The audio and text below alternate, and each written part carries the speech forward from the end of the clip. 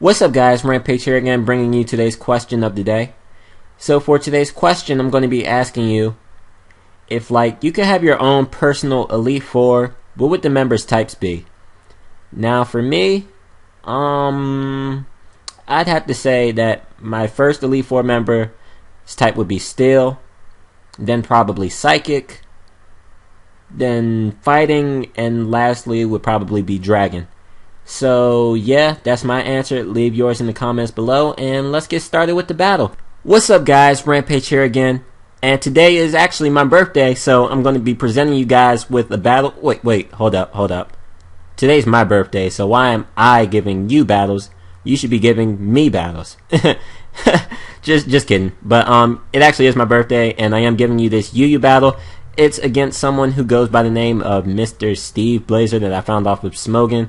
And I just wanted to use this team with Honchcrow and Golurk because Golurk's actually a pretty good spin blocker, and I have spikes and toxic spikes and whatnot on this team in the form of Quillfish, so that's that. So without further ado, let's get started with the battle.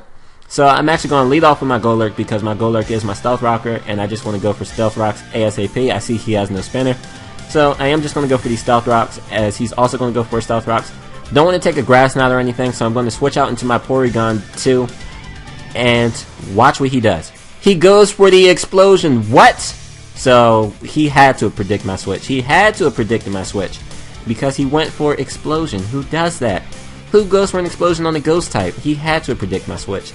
But anyway, he went for explosion. Does a hell of a lot to my Porygon 2, and he's going to bring out his Threat Bird. So I can't stay in against Threat Bird, so I got to switch out into my Quillfish because I'm pretty sure.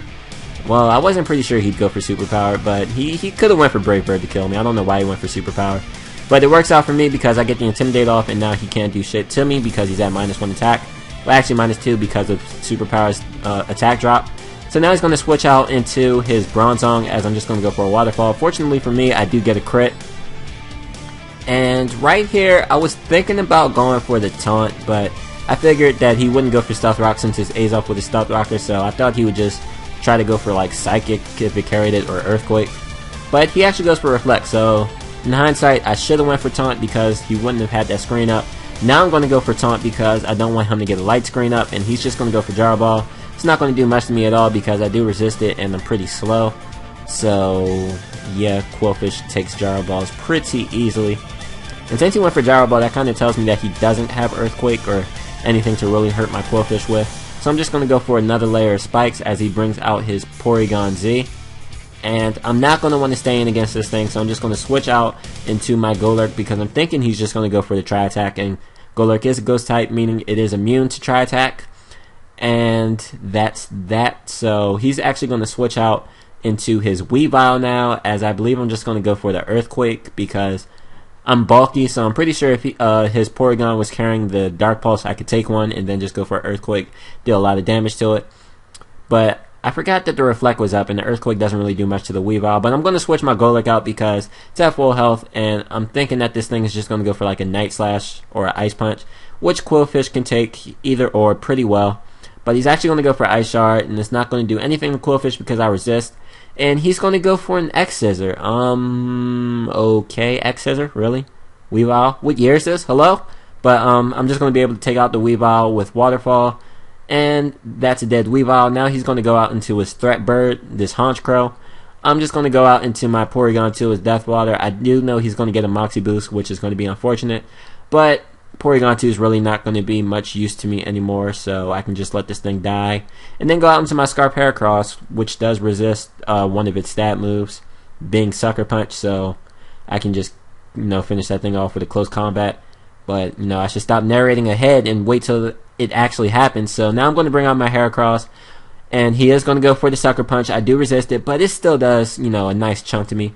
And I'm just going to go for a close combat, and that is going to be able to take out the Threat Bird. He was pretty much forced to stay in because of Stealth Rocks and whatnot. So yeah, and this is a Guts Heracross, not Moxie, because I like Guts Heracross just to deal with Sableye. So that's pretty much why I'm running Guts over Moxie. But anyway, he's going to bring out his Bronzong again, and I know he's going to go for Reflect, so that's why I'm going to switch out into my Mew. And I should have still just went for close combat first, though. Don't know why I went straight out into Mew, but now I'm going to go for Nasty Plot with Mew. And his Gyro Ball is actually going to do a nice chunk to me because, you know, this is an offensive Mew. I am running max speed, and so it's going to do a lot. And I'm going to go for Aura Sphere. I was hoping that it would kill, but it doesn't.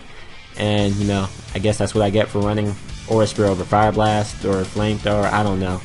But, you know, it's whatever. I'm not able to kill the Bronzong, but I'm going to go back out into my Heracross. I can just go for close combat.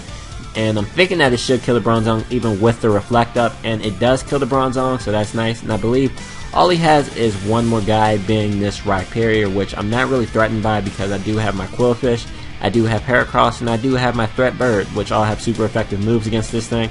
So I'm just going to go for close combat with Heracross. I just want to get some damage off on this thing. I knew it wouldn't kill because the Reflect was up, and Rhyperior has massive good defense. So he's actually going to go for a sub. I'm hoping that this isn't a, what's that move called? A Rock Polish variant. And it doesn't look like he is. He's actually just going to go for Earthquake, which will take out my Heracross, which is fine by me. Because like I said, I still do have my Quillfish, and I also have my own Threat Bird, my own Haunch Crow. But I'm actually just going to go out in the Quillfish. One, I get an Intimidate, and two, I'm pretty sure I'll speed. So, oh no, he had another guy left. He still has his Porygon. God damn, this is the second battle I did that. I thought he only had one guy left, but he actually has two. But anyway, it doesn't matter. I'm just going to go for Waterfall. I do get a crit on this Porygon. I don't really think it mattered too much because, like I said, I do have my Threat Bird still, and Threat Bird could have dealt with his last two guys pretty easily. So, yeah, I'm just going to go for a Waterfall on his Rhyperior now, and that will take it out. And that's going to be the game. So, yeah, I hope you guys all enjoyed, and if you did, please push that like button. Also, leave a comment. It's greatly appreciated over here. And I will see you guys in the near future. I hope you all have a wonderful day. And this is Rampage here signing out. Peace out.